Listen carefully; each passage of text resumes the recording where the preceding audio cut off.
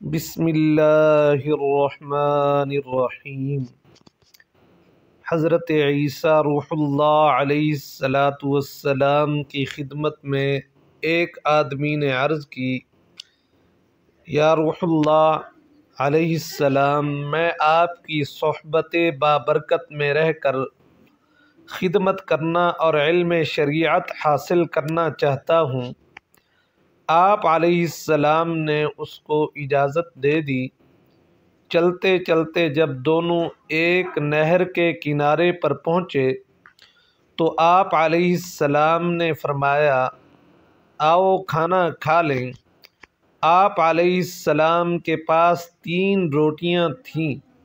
جب ایک ایک روٹی دونوں کھا چکے تو حضرت عیسیٰ روح اللہ علیہ السلام نہر سے پانی نوش فرمانے لگے۔ اس شخص نے تیسری روٹی چھپا لی۔ حضرت عیسیٰ علیہ السلام کے معجزات۔ جب آپ علیہ السلام پانی پی کر واپس تشریف لائے تو روٹی کو موجود نہ پا کر استفسار فرمایا، تیسری روٹی کہاں گئی؟ اس شخص نے جھوٹ بولتے ہوئے کہا، مجھے معلوم نہیں۔ آپ علیہ السلام خاموش رہے۔ تھوڑی دیر بعد فرمایا، آؤ آگے چلیں۔ راستہ میں ایک ہرنی ملی جس کے ساتھ 2 بچے تھے۔ آپ علیہ السلام نے ہرنی کے ایک بچے کو اپنے پاس بلایا، وہ آ گیا۔ آپ علیہ السلام نے اسے ذبح کیا، بھونا اور دونوں نے مل کر کھایا۔ گوشت کھا چکنے کے بعد آپ علیہ السلام نے ہڈیوں کو جمع کیا اور فرمایا، قم بإذن اللہ۔ ہرنی کا بچہ زندہ ہو کر اپنی ماں کے ساتھ چلا گیا۔ آپ علیہ السلام نے اس شخص سے فرمایا، تجھے اس پاک ذات کی قسم جس نے مجھے یہ معجزہ دکھانے کی قدرت عطا کی، سچ بتا وہ تیسری روٹی کہاں گئی؟ وہ بولا، مجھے معلوم نہیں۔ فرمایا، آؤ آگے چلیں۔ چلتے چلتے ایک دریا پر پہنچے اور بیٹھ گئے۔ آپ علیہ السلام نے اس شخص کا ہاتھ پکڑا اور پانی کے اوپر چلتے ہوئے دریا کے دوسرے کنارے پہنچ گئے۔ آپ علیہ السلام نے اس شخص سے فرمایا، تجھے اس خدا پاک کی قسم جس نے مجھے یہ معجزہ دکھانے کی قدرت عطا کی، سچ بتا کہ وہ تیسری روٹی کہاں گئی؟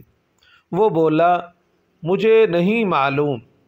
آپ علیہ السلام نے فرمایا، آؤ آگے چلیں۔ سونے کا ڈھیر۔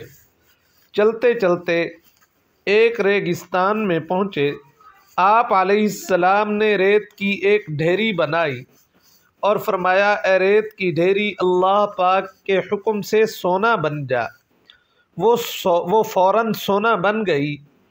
آپ علیہ السلام نے اس کے 3 حصے کیے، پھر فرمایا، یہ ایک حصہ میرا ہے اور ایک حصہ تیرا اور ایک حصہ اس کا جس نے وہ تیسری روٹی لی۔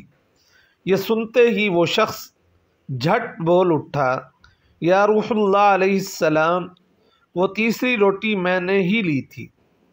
آپ علیہ السلام نے فرمایا، یہ سارا سونا تو ہی لے لے۔ پھر اس کو چھوڑ کر آگے تشریف لے گئے۔ یہ شخص سونا چادر میں لپیٹ کر اکیلا ہی روانہ ہوا۔ راستے میں اسے 2 شخص ملے۔ انہوں نے جب دیکھا کہ اس کے پاس سونا موجود ہے تو اس کو قتل کر دینے کے لیے تیار ہو گئے تاکہ سونا لے لیں۔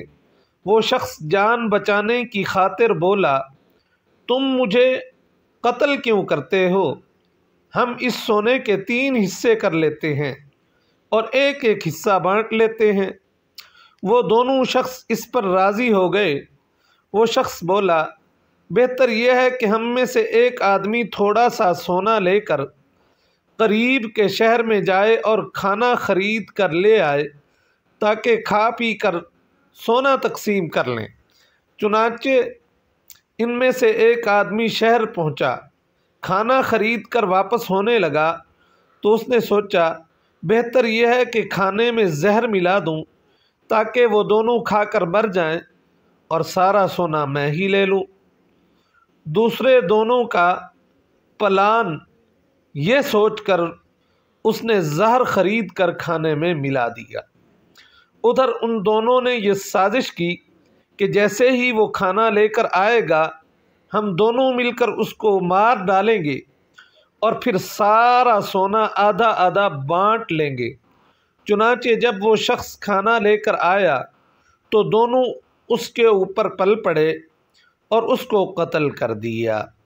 اس کے بعد خوشی خوشی کھانا کھانے کے لیے بیٹھے تو زہر نے اپنا کام کر دکھایا اور یہ دونوں بھی تڑپ تڑپ کر ٹھنڈے ہو گئے اور سونا جوں کا توں پڑا رہا۔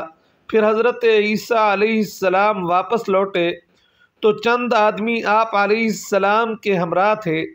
آپ علیہ السلام نے سونے اور تینوں لاشوں کی طرف اشارہ کر کے ہمراہیوں سے فرمایا، دیکھ لو دنیا کا یہ حال ہے، بس تم کو لازم ہے کہ اس سے بچتے رہو۔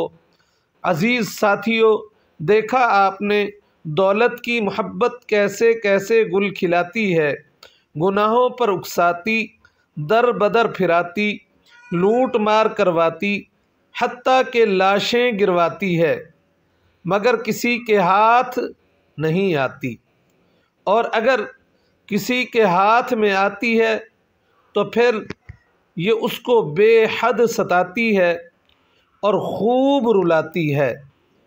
اللہ رب العزت ہمیں اپنا حق استعمال کرنے کی توفیق عطا فرمائے، آمین ثم